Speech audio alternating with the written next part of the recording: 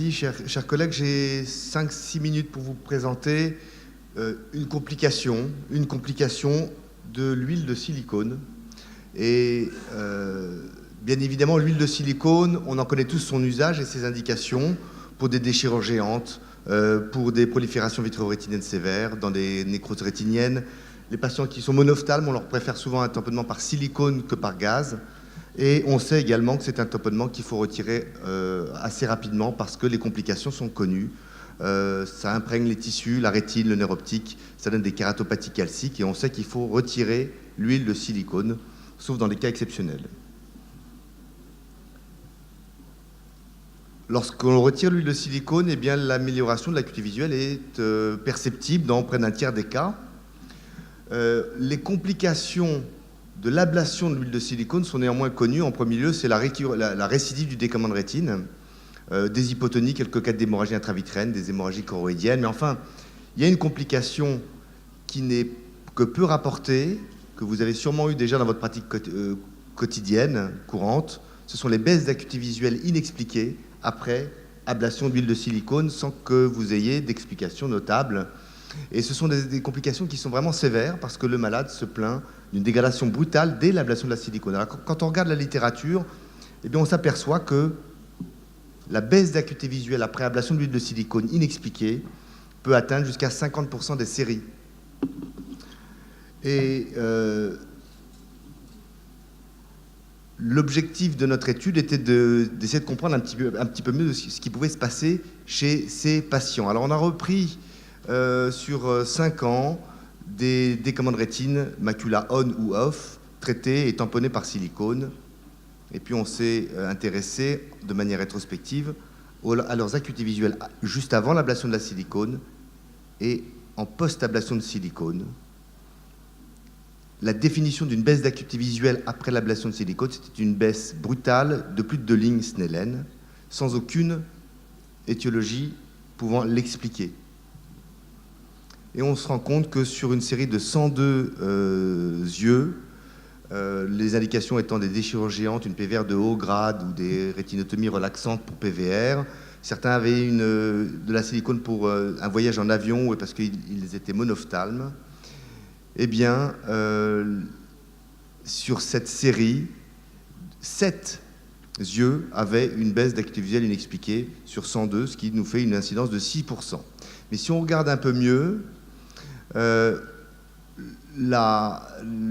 facteur prédictif principal, c'était le statut maculaire on. Autrement dit, un malade qui avait un décollement de rétine macula on, souvent des déchirures géantes, que vous tamponnez par silicone, et qui ont une bonne acuité visuelle sous silicone, la probabilité pour qu'ils aient une baisse d'acuité visuelle à l'ablation de la silicone est nettement plus importante. On s'est intéressé donc aux autres facteurs de risque. Les facteurs de risque, la durée de tamponnement du silicone, le type de silicone, sa viscosité, son type, le nombre de chirurgies préalables à l'ablation de la silicone, le statut myope, les problèmes pressionnels n'étaient pas des facteurs de risque. Seul facteur de risque retrouvé, le décollement de rétine macula on et de surcroît les décollements de rétine par déchirure géante. Alors on a regardé ces patients, il y avait 19 yeux qui avaient un décollement de rétine macula on. On a utilisé l'huile de silicone pour ces indications-là. Et ce sont des yeux pour lesquels on a a priori un bon pronostic visuel. Ils ont gardé leur macula on et sur 19 yeux, nous constatons 5 yeux qui ont une baisse sévère d'acuité visuelle, ce qui nous porte une incidence à 26%. Autrement dit, un quart de nos patients qui avaient une bonne acuité visuelle sous silicone ont vu leur acuité visuelle s'effondrer. On passe de 20/20e, 20/25e à 20 centièmes et très peu réversible. Alors ce premier cas, 52 ans, déchirure géante, macula on 7/10e, sous silicone 20/50e, 20/32e avant l'ablation de la silicone, et il passe le patient à 20/160e, une baisse drastique dès le lendemain, et c'est assez déconcertant, sans qu'on puisse trouver d'explication réelle. Voici l'OCT du patient. Après avoir retiré l'ablation de la silicone, on peut considérer l'OCT comme normal. On note un amincissement des fibres ganglionnaires, ou en tout cas des complexes ganglionnaires maculaires. Un deuxième cas, pseudophaque, macula on, un patient qui devait prendre l'avion, Son acuité visuelle initiale au moment du déploiement de rétine, 8/10.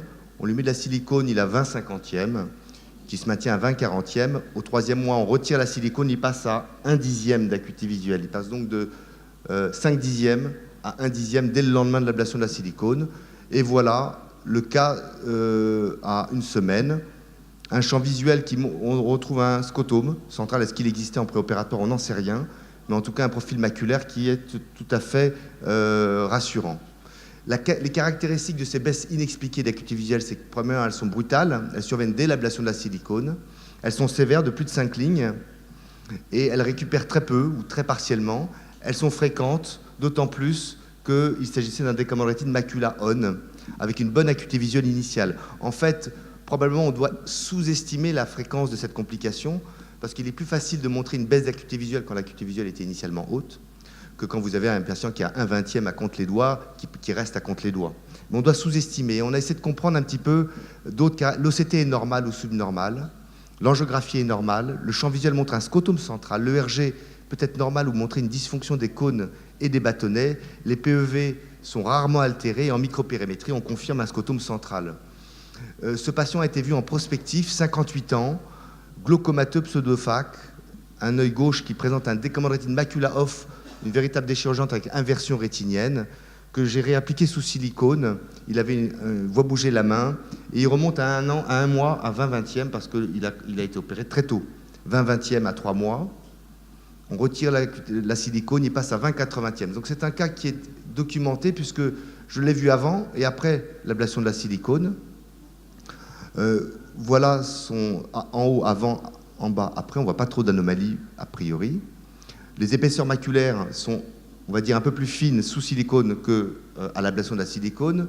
Le champ visuel à gauche avant l'ablation, après l'ablation, je vous rappelle qu'il est glaucomateux et il a le droit d'avoir un scotome de Bjerrum supérieur, mais vous voyez qu'il vient s'additionner un déficit central plus prononcé après l'ablation de la silicone. L'angiographie n'est pas contributive ni avant ni après pour ce patient. Et vous avez ici, sur le film en bas, les variations d'épaisseur maculaire entre sous silicone et à l'ablation, comme si la silicone agissait comme un presse-papier sur la rétine. Est-ce qu'il n'y a pas un problème de lésion des fibres optiques sous silicone? Alors on a regardé les PEV et en haut et en bas, on en conclut sur ces PEV, même s'il y a des artefacts liés à la silicone, pardon, c'est un ERG, sur les ERG que les dommages semblent être au niveau des bipolaires et des cellules ganglionnaires. Les explications, il y a plusieurs théories. Phototraumatisme lors de l'échange, au moment de l'échange, des modifications des concentrations ioniques intraoculaires pendant les échanges, responsables d'apoptose cellulaire, la toxicité propre de la silicone sur la rétine. Il peut y avoir des microbulettes de silicone invisibles qui persistent, ou du sticky silicone, je crois qu'on en parlera plus tard. Une maculopathie toxique liée peut-être à ce reliquat inférieur de liquide sous la bulle. Il y a toujours de l'humeur aqueuse sous la bulle, qui peut être un piège à ions ferriques. Le fer est extrêmement potentiellement toxique sur les photorécepteurs, et lorsque vous retirez la bulle, vous exposez l'air maculaire à ce texte. Comment peut-on l'éviter? La première chose, essayons d'éviter l'huile de silicone, surtout quand la macula est à plat. Et si vous n'avez pas d'autre choix, la retirer peut-être plus tôt. On ne sait pas si on a un intérêt à échanger la silicone avec du BSS+, ou avec de l'air. Peut-être éviter que les malades dorment à plat dos pour éviter que ce reliquat d'humeur aqueuse ne touche la macula, potentiellement toxique. Une étude va porter sur l'intérêt d'aller analyser ce liquide sous la bulle de silicone et ses concentrations en fer. Voilà, je vous remercie.